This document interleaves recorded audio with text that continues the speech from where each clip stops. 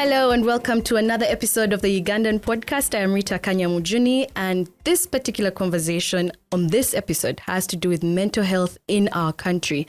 Now, for some of you, you're well aware of mental health. You are in a position where you can say today is not a good day and you know why it's not a good day and you know what to do. Then there's some of you who have heard about mental health from maybe a headline that you have seen, some from a few years ago that talked about what our population stood at when it came to mental health and who was not well, the 14 million. Above that and besides that, there's a conversation that continues to happen on maybe some WhatsApp groups, maybe and family tables in sitting rooms or even just in the car about how someone you know is not doing well. So today on the Ugandan podcast, we're going to get into the details of how you can manage your mental health, how we stand and where we stand as a country, and also what we can all do to support those who are not doing well when it comes to mental health. So allow me welcome our guest for this particular episode, Grace Linda Natabanzi, who is running a counseling firm in the country called Beautiful Aspirations. Such a calm name. Welcome to the Ugandan podcast, Linda Grace. Thank you for having me. You're most welcome. And for this conversation, we're going to keep it real. We are going to try and talk about the statistics, but also just have it away from the statistics. Where do we stand as Ugandans when it comes to our mental health? So we'll start from there. From those that walk into Beautiful Aspirations, or from the conversations that you have with other people within the mental health field, where do we as a country stand when it comes to mental health? I think that a few years ago, like you mentioned, there was a statistic of 14 million Ugandans would be struggling with their mental health. And I think that that was understated, for the simple reason that we do not have the resources to collect data.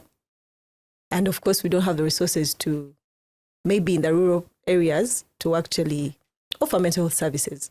Yeah, because data is collected through hospitals, primary health care centers, even schools. So we don't have the resources to actually collect all that data. I think I've even jumped the gun here and just said something. We should have started with what is mental health, because and now people say, I'm not feeling well, I'm having a bad day, I'm stressed. So what would you ideally define as mental health? Mental health is a state of well-being. It dictates how you learn, how you work. It enables you to form healthy connections with people or healthy relationships. And you're also able to contribute to your community being your church, your school, your work, your family. It's a state of well-being. And it takes into account your social, emotional, physical, and mental well-being. So for that person who says, I've been having a couple of bad days, what is that kind of mental health? That is their well-being. I think they are struggling with their mental health, because there's positive mental health, then there's negative mental health. The things that we experience, I want to actually state this emphatically. Mental health is a positive thing. Okay. Until there are challenges of the things that we are experiencing in our day-to-day, or the things that we expose ourselves to, that is when your mental health takes a hit. That is when your mental health is challenged and you have mental ill health. Otherwise, mental health is a positive. You're born with it. Take an example of a car. The most important thing is the engine, right? Yes. If you're the car, what is the most important thing? It's your brain. So if your brain is working well, it's functioning well, you're able to think, you have a quality thought process, you're perceiving things as they should be. You're able to take decisions that benefit you and those around you. Yeah. Then I guess your mental health is sharp. But if you're mentally unwell, you're mentally ill, what in particular are you looking at? So if you're mentally unwell, I guess your decision making will take a hit. You've seen people who delay on decisions or have decision fatigue. That is one.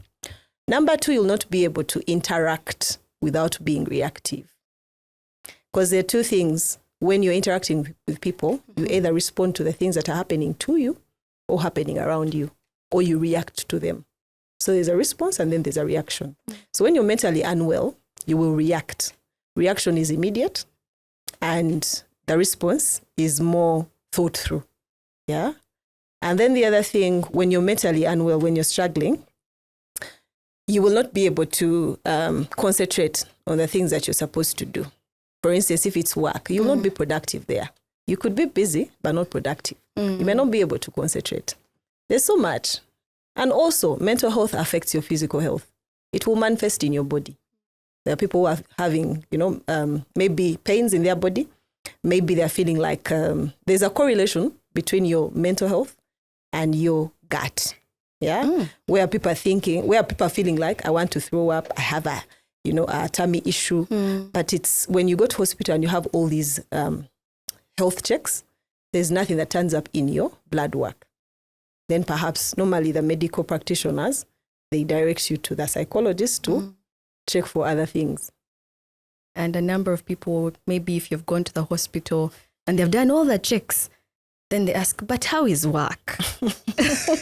But it's usually a question that a number of people, most especially in the working class state now, they ask, it's asked a lot, and then they'll tell you, maybe you need to rest. Those are conversations I've had around the round table with some friends, and they'll say, yeah, they told me to go and rest. But even then still, you find that this person is not resting. So when they keep asking that, and mostly to those who are working, and they're asking you how is work, it speaks to stresses, that there are triggers that sometimes lead you to mental illness. So those triggers, what triggers do you see so many people having to deal with now more than ever between let's take a look at 2024. Yes, just 2024. I think, first of all, there are triggers all over in different areas. If you're speaking to the workplace, for instance, World Mental Health Day was just concluded, 10th October. And the theme this year was, it's time to prioritize mental health in the workplace. And there's a reason for that. So there are different triggers in the workplace, at home, in your personal life, in your social circle. There are different triggers. So in the workplace, perhaps a workload, perhaps a terrible or unsupportive boss, working conditions, even just not being able to make friends in a new workplace, or just not fitting in with the culture of the organization.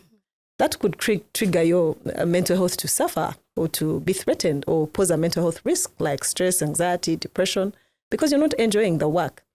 Ideally, a workplace or work should be satisfying and fulfilling to a point that it actually boosts your mental health. But there are times when it does, it's a double-edged sword. There are times when it does the opposite of that. Yes. So the triggers in the workplace, those are some of the triggers. But then also there are times when we carry emotional baggage into the workplace and vice versa, from home to the workplace and from work to. So some of the triggers at home is a terrible partner. Yeah, unsupportive partner, probably there's breakdown in communication, a bad marriage, maybe fertility issues that could pose, a stress in a partnership or in a marriage, in a relationship. Maybe even traumas that you are not healed from. You bring maybe an emotional wound from a previous relationship into a new relationship.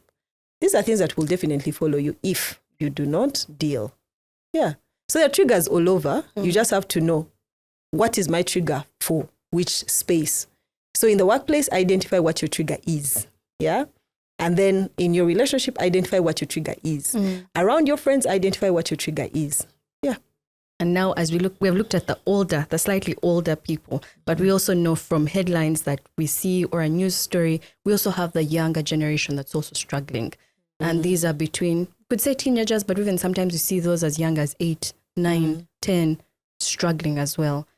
Would you say that mental illness has no age, and are there, like in each and every maybe age bracket, it's there, but it has different categories to it? Definitely. It has no age. It's just like cancer. Cancer does not discriminate. Just like death, it doesn't. So, for instance, the kids that are maybe twins, and twin is a person is 12 years. Before the twin age, there are those below 12. Then teenage age starts at 13 and onwards up to 18, a young adult.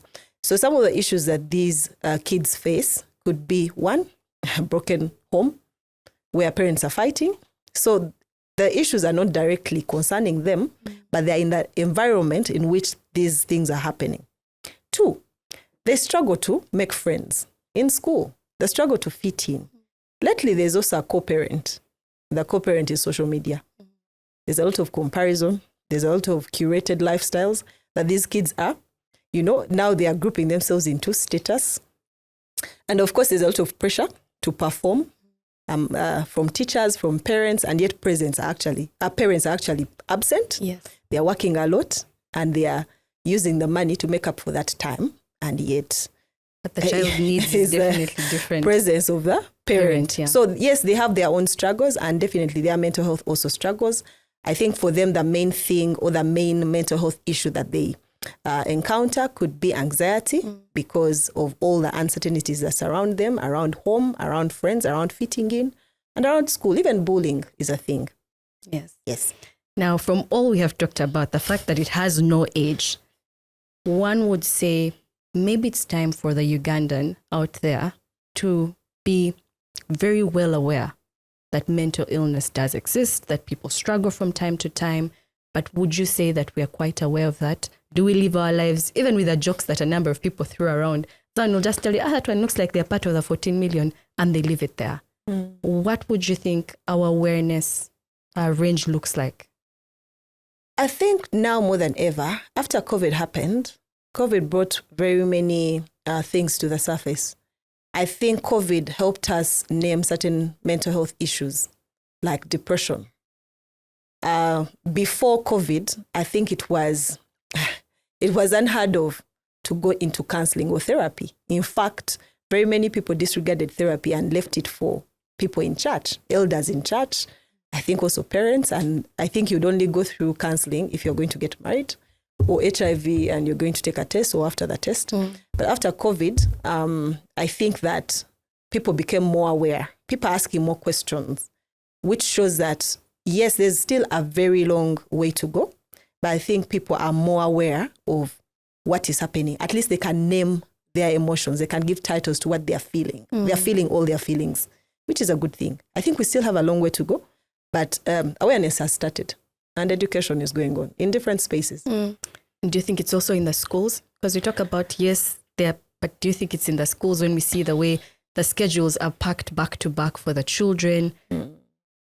Wouldn't it mean that as much as we are becoming aware, there should also be a change in terms of the school system and how the education is being given to the children? I think now more than ever, it's not enough. I think there was a bill that was passed, I don't remember which year, where there's a counselor per school now, there's a psychologist. It is a good thing. But people looking at that psychologist as maybe the cure. And yet the cure is in the preventative measures, like you said, maybe a school program, maybe the time schedules, maybe the workload that the kids are facing. Yeah.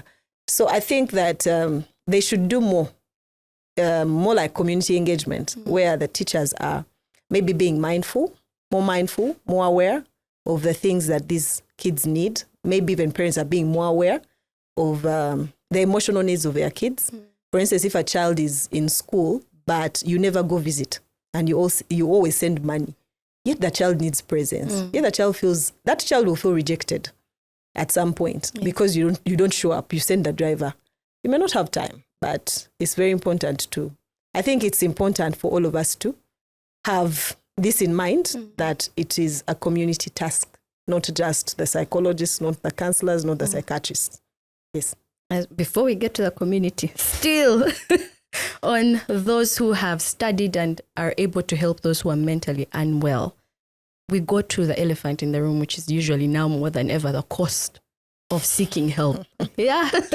We don't want to ask about the prices of beautiful aspirations, but a number of times entirely on the African continent right now, therapy is one of those things that people say, it's a bit too high a price. And you find someone saying, the cost of therapy vis-a-vis just going around with my problems, really. I know people need to make the money to survive, but where do we draw the line and say we're giving a service, but also we're making the money?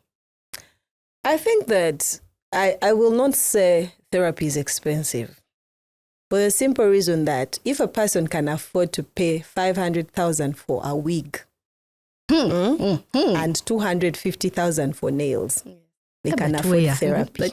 They can afford therapy. Yeah. And of course, not every Ugandan can afford that money for hair. Yeah. I want to speak now into the Ugandan that lives on $1 per day. that Ugandan is the one that cannot afford mental health care or mental health services or treatment. And I guess this is a time when the government should come into play, where they are training peer counselors. So there's the professional bodies, there's a professional us of psychologists, counselors, and psychiatrists. Then there are peer counselors, people who have experienced some of these mental health issues. And from their experience, they can actually guide a person who is having a mental health challenge. So I think there should be more money invested in peer counseling so that there is a subsidized charge for mental health care. Yeah. Okay. Well, you're right on that. You're very right. And the fact that there are also now applications that help with mental health.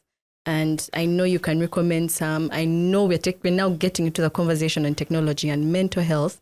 But let's start with something that you raised earlier, the phone, the applications that we consume, the things that our children, you're unaware of what they're picking up while they are using the phone, that you got them as a gift to supplement or complement what you should be doing as a parent, but also just for the everyday person who's actually using their phone to listen and watch the Ugandan podcast. Where do you say the role technology, social media has had to influence the mental health, mental well-being, and the mental illness or unwellness of a person? I think, first of all, we thank God for technology. I think we thank God for the minds that are behind this technology, because it's brilliant. However, you cannot, for the tools that you were talking about, you cannot substitute human touch. Like you coming for a therapy session and this machine, that the AI that will answer your questions. Yeah. But social media is a double-edged sword. It can be used to form community, to foster support. But at the same time, if used without controls, especially for the kids, definitely will be detrimental to their mental well-being, because there's a lot of curated lifestyles that are not real. And these kids get into a space of comparison and competition, wanting the things that they're seeing before their time. Yeah, so I think there should be some controls around the usage and the access of mental health. I think there's a country, actually, I don't remember which country it was, that right now, unless a child is 14, they are not allowed on social media, the whole country. That's a good way to go. Can we have more? Can that come to Uganda? But maybe that goes into policy, and we're going to talk about policy. But that control that is required, and that might be for a child. But what about the adult, who unfortunately also finds it in both ways? There's the pressures that they're seeing and they want to have those things, the comparison that's going on. And then there's also this other side where there's cyber harassment, there's the bullying that goes on. As much as this is a phone, you need to communicate. Your lives are lived here. Your work is done on the phone. How does one protect themselves from that? And how do they navigate the social media? I think it's still controls and boundaries. I mean, if you put out your family, your kids, you put out your birthday, your Christmas, whatever you're cooking at home, you put it out on social media, it is subject to scrutiny. So you must be ready mentally and emotionally for the heat when it does come. I think that what people should do is everything in moderation. Everything in moderation. If you want to survive on social media, if it's personal, perhaps don't put it out there. Take a minute, take that in, yes. If it's personal, don't put it out there. If you know that you're not mentally ready for public scrutiny, perhaps do not put it out there. But most importantly, have a social media blackout every once in a while. What does that look like? Social media blackout is you can leave messages unanswered, calls unreturned for a few hours, and you may just be off Facebook and not check social media. Don't check Instagram for a day. You see. Yeah, and you can tell people, if you want to get to me, please call me. You see, instead of texting. So what about the ones who first announce and say, I'm going off, or is it one of those that you don't have to announce? You could just step away? Sometimes you don't have to announce, because you see, even that could cause pressure. Where are you going off? There's so many questions that people ask, and they're overstepping with these questions. They're asking, why are you? Just take maybe an example of, without a person being very close to you, because they follow you on social media, they actually assume that they know you. And when they find you, they're asking you about your kids, about, how come you don't post anymore? How come? Yeah, so you don't have to announce sometimes. Just if you're a public away. figure, perhaps you could. because it also has some benefits to that, but you don't have to announce. It's within your jurisdiction to keep your things private. And with that announcement or without announcing or stepping away, then there's a stigma. Oh, they must be going through a lot. Oh, that's why they stepped away. That conversation also starts. You're laughing, but it is true that then all of a sudden people start even looking for you just to find the root cause or start their own conversation about it. So the stigma, which sometimes is more of it's a joke. They're trying to make sense of why you went quiet. But the stigma that surrounds mental health and mental illness, we now have to correct that. Mental illness, yeah. I think that there was a theory, someone started a theory, I think it was Robin something, where she said that let them, that the art of letting them think what they may, letting them do what they want. So when people think, I can assure you, people have opinions about you, people you have never seen, people you've never met. They have an opinion about your hair, about the lipstick you normally wear, about the shoes you choose. So let them. It's okay for people to have opinions about you. It is their right. However, now you can choose how you respond to these opinions. Yeah, I think that it's okay for them to have opinions. Yeah, you just let them. Okay. We're taking away, let them. Just go with when they start, let them. When they cut the word, let them. Let them. You don't have to be a part of it. You don't have to explain. Yes. For your well-being, you just let them have their conversation. Yeah. Okay, now let's go to the other side, which is something that has been in the news, maybe let's say every 2 weeks, every 3 weeks, often, sometimes you're not even well aware of how much you're consuming when it comes to people taking their own lives. And this is a very sensitive topic, so I always have to we're about to get into that conversation where people have opted to take their lives. The pressures are too much, or they feel they can't handle the mental illness they're dealing with. Some have been people well known, and some are like, but they looked fine yesterday. Some have been children who maybe because of results and they can't believe that they weren't able to get a particular grade, they take their life. The fact that many within our country are choosing to just end it. Some, it's by the use of medicine, others, just one of the quickest ways out. This trend that we see, is it because maybe it's being reported on more? Or are we seeing the numbers increase, and why are they increasing from your perspective? I think first of all, suicide is when someone takes their life. Yeah. And we call it successful suicide because before successful suicide, there's a suicide attempt. Normally before a person commits suicide, there's been many attempts, or there's been suicidal thoughts or ideation. And even before that, there's normally self-harm. But where does that all come from? It comes from untreated, undiagnosed depression. So the cause of the rise of these suicide rates is untreated mental health conditions, yeah? Or not paying attention to your mental health or even the people around you. Things like depression. Depression starts from mild depression, it moves into severe, and then it goes to clinical, where you have to take medication, combination drug therapy, psychologist, you see a psychologist, and then you have to be medicated by a psychiatrist to be able to manage, because it's a mood disorder, yeah? So the rise is untreated, undiagnosed mental health issues. But of course, the more they report on it, people get courage, and we call it suicide contagion. So suicide is a bit contagious. When we keep seeing and watching the news, I remember there's a time this year where about 3 people committed suicide in about 2 weeks. Yes. And we were in shock. Yeah, but it was, I think it's suicide contagion. People feel like if so-and-so could end it, who am I? I think it's just, it's easy. I can also do the same. Yeah, so it pushes people to the edge. So what happens? Okay, should we say that maybe the media houses shouldn't report on them? How does this then, how do we stop it? Or how do we help those who might be struggling at the time? And if they see this news, it might push them off the cliff. I think it's okay for media houses to report. However, the work is in the back end, where you have to be mindful of the things that you say to people. You have to be mindful when you're listening. I think we don't listen enough. Because before a person takes their life, they have said so many times, I'm tired. I'm fed up. So I've gotten all this money. What next? They're questioning their purpose, you see. So they're speaking. They're speaking to the people around them. We are just not hearing them. We're just not listening. So I think media houses, it's not their fault. However, people have to do more to listen, to be mindful, to be aware, and to be empathetic.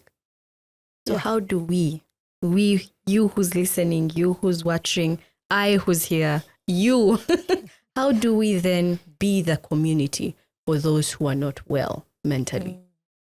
I think, first of all, like I said, you have to be mindful. When a person is not well, normally if it's physical health, you will tell. They're either looking pale, their eyes are sunken, or they are complaining of headache, or there's a temperature. So those are things that we are used to. So mental health, on the other hand, you have to look deeper. You have to look further. You have to be more, present. I think that the people that are around us, or the people that we say we care about, we need to be more intentional in what we say caring is. For instance, if you have a friend and they're in your close circle and you've not heard from them for 3 weeks, are you really that close? If you have a relative and they said, oh, they've been sick, and you say, oh, that is our very close uncle. Have you called? Have you gone to check on them? I think let's just do the things that are humane. Let's just do the things that, that we would want other people to do for us. If you're sick, what would you want a person to do for you? If you want someone to talk to, where would you go? Yeah? I think let's do the things that are easy and practical first before thinking of the other things that, are out of reach. You may not see a therapist first, but do you have a support system? Who are your friends? Do these friends, are they reliable? When you call one in the night, do they give you 8 minutes of your time?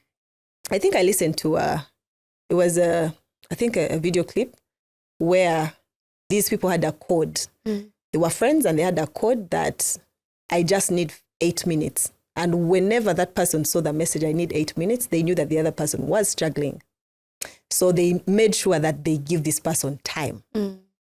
So you could develop a code, even around family, around your children, around your bestie, around your spouse, where there's something that you say that is like, maybe it's a telltale sign that you're struggling with something. Sometimes I think there's someone who had an art show where their theme was sit with me. You can sit with someone in silence and you don't have to speak, just sit with them. I think it's about time that we started to do such things, that when someone calls on you and there are 3 missed calls and you say this person is close and you love them and you care for them, make time. Okay. Now, we as the community know what to do. Now we are getting there. We're getting there. But to the person who is saying, I'm listening, I'm watching, and maybe there are things you're touching on that might be what I'm going through.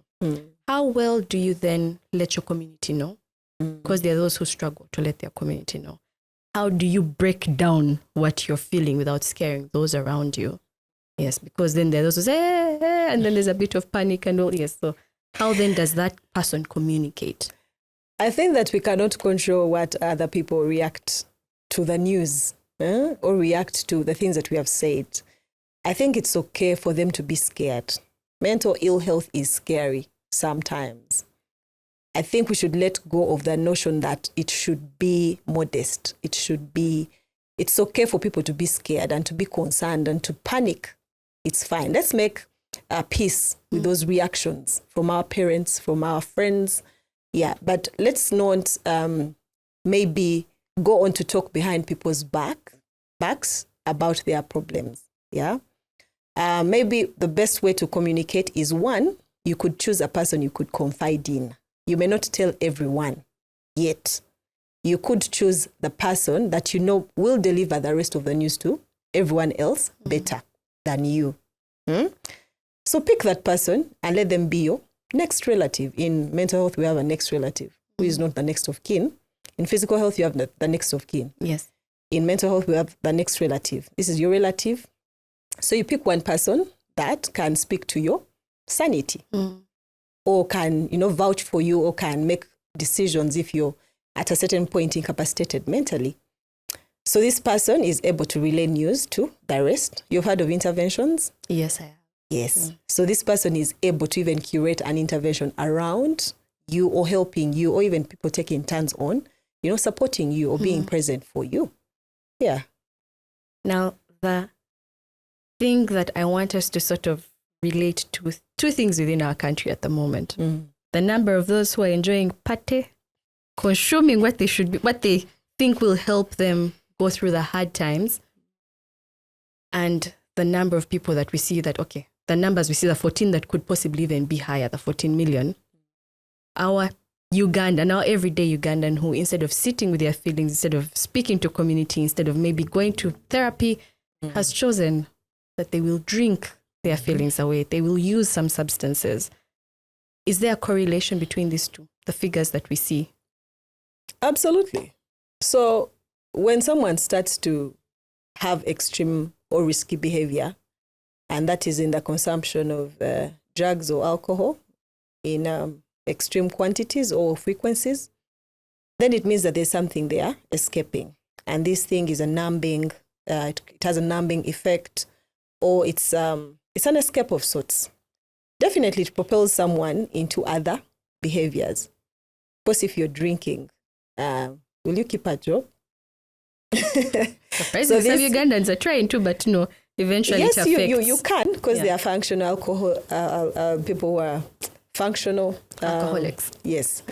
And then, but at a certain point, it will catch up with you, because one problem leads to another problem. So of course, if you're spending money on drugs, there are things, if this money is going to this side, there's a part of your life that will suffer. It could be the tuition for the kids, it could be rent, it could be these other things that you have to pay for that will not see this money. Or you'll be in debt, you fall into debt. I know someone who is a chronic borrower. Because of the drinking. They've borrowed left, right, and center. So this particular coping mechanism, unhealthy coping mechanism, will propel you into other unhealthy habits, of course, posing a threat to your mental. Yes, it has directly led to the increase of these mental illnesses. And this number rising. Okay. And what about the economic struggles within the country? I think because we can't bury our head in the sand at this point. I think we should have started there. We cannot discount the economic struggles or financial stresses around us. Of course, you know how many people graduate every year. Yes. You know how many people have these jobs.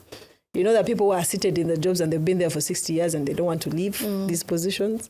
Of course, there's a lot of job creation that has to happen, but I think it's a bit slow.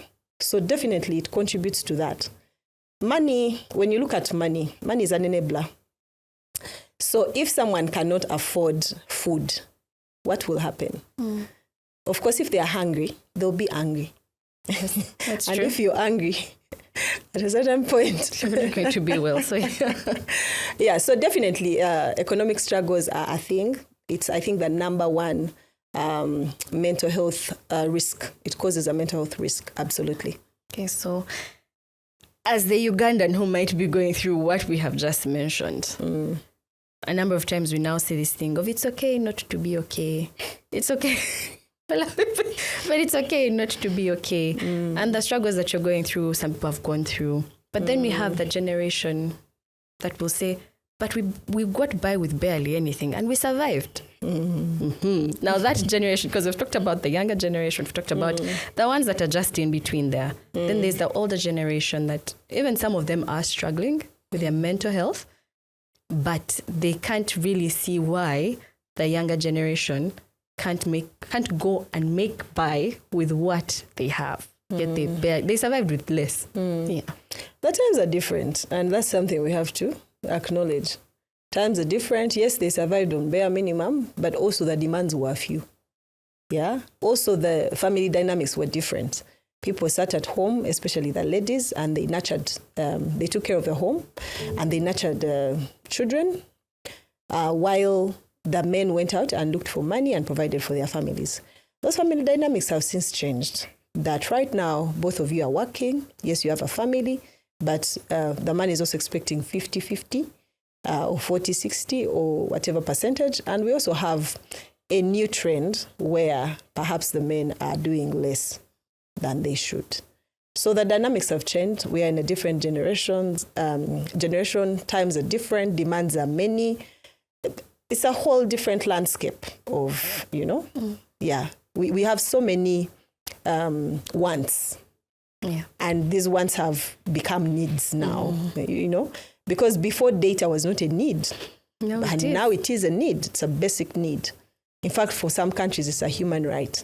Yes. We're getting there. We're getting there as a country. So what would be the healthy coping mechanisms for those who, it could be work-related, it could be those particular, those triggers that we have just mentioned, economic.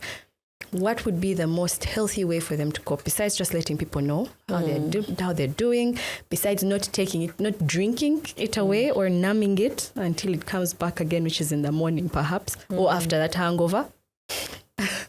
What would you say? What advice would you give them? What maybe top 5 coping mechanisms they could use? I think the most important thing is, 1, live within your means. The biggest stressor is trying to be or trying to prove that you are in a different status when you are not. Live within your means. If you get 1 million, please don't get a house of 1.5. Yeah? Live within your means. That is 1. Number 2, ask for help. It's very important to be very clear on what you need. Ask for help. If you need help with your rent, know where to go. Number 3, the support system. Do not discount what people can do when, they get to learn what probably you need. Yeah. And the people from places you don't expect, different people will actually. The other thing is educate yourself. Educate. There's nothing that is new under the sun. Research if you must.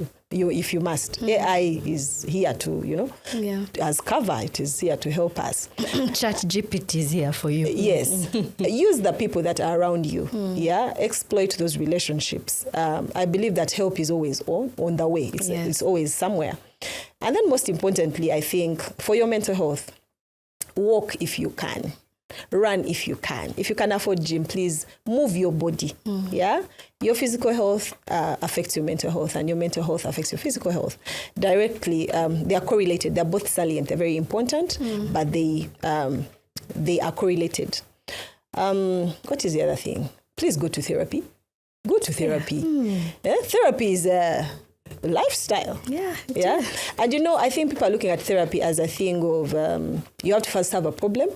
Sometimes therapy is about organizing your thought process and maybe making sure you make the right decisions for you, or make sure that your choices are aligned with maybe your vision, your goals, and things like that. And then also have boundaries, because some of the things that stress us are in our control. Yes. Yeah. And sometimes the walls that the boxes that we are in, we built those walls. Break free. Release yourself. Okay, as we wind up on this particular episode of the podcast, where would you say policy needs to change around mental health within our country? I think for starters, it has to start with this budget. It is very unfair that the public health budget is that huge, and yet mental health accounts for 1% of this budget. It is not practical, because then the people that are suffering from these mental health issues, most of them cannot, like I said, maybe average Ugandan may be living off 10,000 shillings a day. So how will they afford therapy if the government does not intervene? So the budget, first of all, before anything. 2, let's use the communities that we are in. Schools can do so much. They can incorporate this in a curriculum and just, create a mental health awareness, session, or even a paper, Our churches can do more instead of attributing mental health issues to the devil. to spiritual attacks. And I'm not saying I have to emphasize, I respect the work of the church. I respect what God can do. Yes. However, some of these issues should also be dealt with professionally and acknowledged and accepted and then handled. So community is a huge thing, apart from the budget, the national budget. 2 is a community. And 3, workplaces. We spend most of our work time in the workplace. There should be a need to do and not be seen to just do. Because everyone is ticking a box of they have a mental health program, but there's no utilization. There's no quality assurance of this counseling or therapy that people are seeking. There's no confidentiality. So yes, those are the spaces that we can, change policy. It has to come straight from the top, the government, this budget, community, schools, workplaces, churches. That's where we need to and family. Family. The smallest unit, that is family. The smallest unit, yes. Okay. Yeah. All right. When it comes to something that you mentioned at the beginning of the podcast, which was the numbers that we see could even be more, but because they're not being well documented, even at the village level, the district level, at these health centers, that speaks to the fact that maybe mental health is not being incorporated in the normal public healthcare. So how do we get it into, and how do we make sure it's something key, high on the agenda? If someone comes in for a checkup and this, maybe everything, their blood work looks okay, but they could be struggling with something mentally. How then do we have that as part of our public systems, public healthcare systems? I think it's very important to have a system where this data is updated. There's a particular medical establishment that for the people that we send to do like HIV test, they ask for your national ID and they update their database. So I think these are things that they can start to do. Let them have someone build a system where people can actually even log on. You have like maybe a number, a reference number for your family. Like you see how national ID has CF something. Your NIN. Yes, your NIN. And then it has CM. M is for the male, female is for... F. So you could start with the family head, then they input the mother, then the kids, and then if they have any maybe mental health issues, they can, input the same.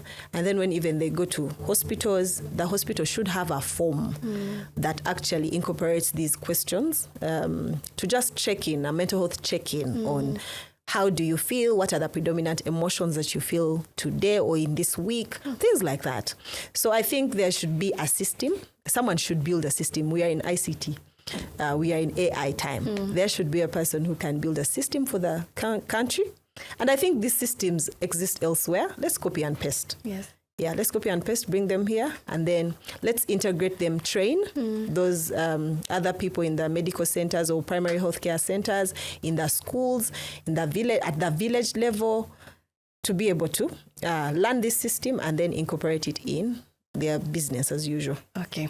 Now there's a thing that we talk about here on the Ugandan podcast, which is where we like to get to know you as a Ugandan. Grace Linda, what do you love as a Ugandan? What do you like to eat? What could it be that maybe is your favorite sport, or maybe your favorite musician and a song? If I ask you that, just know you're going to sing. But we'll start from this side. What do you think is one of the things within our Ugandan traditions that is one of those self-care tips that someone can use? A self-care tradition. Yeah, self-care. Which one have you seen that is a possible self-care option? Spa. Yeah, there was spa back in the day for mothers who had just given birth. I don't know if you've ever heard of how they would put them in... I'm trying to look for the word, but they bakunyiga. Yes. Wasn't that self-care? It was. Okay, it was care. I think after delivery care, because you're not the one who is catering to yourself. Yeah, but maybe tradition, I don't know. But I think you can have your own rituals as an individual. Particularly, I like blue therapy. Blue therapy is when I look at water. I'm in a space where there's water. We have lunch, I think, today. Blue therapy. But yes, okay. Blue therapy. Sometimes I walk out of the office and go to a space that has water, and I just sit with my laptop, and sometimes I'm listening to music and just, looking at the waves. And don't you just enjoy being Ugandan? Because we have a variety of water. We do. What particular area in Uganda would you say, if you wanted to feel calm, you would go to for a weekend? I will not mention, because then I'll find very many people there, and I like to find an empty space. Okay, it doesn't have to be. Okay, you could just say what region? What region in Uganda? Entebbe. I said before, you'd say maybe like Lake Bunyonyi, the Kigezi region. I will not say that is advertising. Entebbe. Here. Entebbe, there's a spot. I think off Garuga Road. Yeah, Okay. there's a spot. You Beautiful, don't have to beautiful mention place. the I'll sport. not You can mention keep it. your sport to yourself. It's all right. That one we give you permission to keep to yourself. What food do you think is soul food and it's traditional? Like it's real homegrown Ugandan food that when you eat, it just gives you happiness. I'm struggling to find that food because my palate has traveled quite a bit.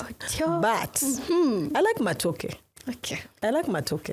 Asigana kobuzibu. It gives you a home feeling. I think so. Okay. I like matoke. And what do you like to have it with? Anything really. And I also like ghee. Okay. Okay. Yeah. You're getting closer. So shabwe? The shabwe? No, ghee. Okay. Music-wise, one particular artist who you think when you listen to their music, they calm you, they relax you. A Ugandan. Ugandan? Yes. Isn't not that just- advertising? No, it's not. We'll give them the kalango for today. Yeah. I think I like Nava Gray. Yeah, I think I like her music. It's deep and she's very calm and she's very, I think I love the humility that surrounds her. I love her songs. Is there a particular song? I won't make you sing. It's okay. I won't ask you to sing. Alibo Mo, I think. Oh, yes. Okay. Yes. That's a nice one. Beautiful song. That's a nice one. Yes. Well, Grace Linda, thank you so much for joining us on the Ugandan podcast. We've gotten to know you. We now know about blue therapy. If you need a minute to relax and you're looking at blue therapy, whenever I keep telling your friends, I want to go and see the water. It's blue therapy, please. So thank you so much once again for joining us on the Ugandan podcast. And we now know it's okay not to be okay, and there's so many ways that we can support the ones we love who are struggling. And if you're the one who's struggling, you can also now know what to do. So if you need to share this with someone that you love, remember to just share, like, and subscribe. From us to you, have a good time in your mental health state, which is a good one. Now we know, by the way, don't just throw around mental health. Mental health, you're good. Mental illness, Mental ill health. Mental ill health. Yeah, you're not doing well. All right. Remember to keep it Ugandan on the Ugandan podcast.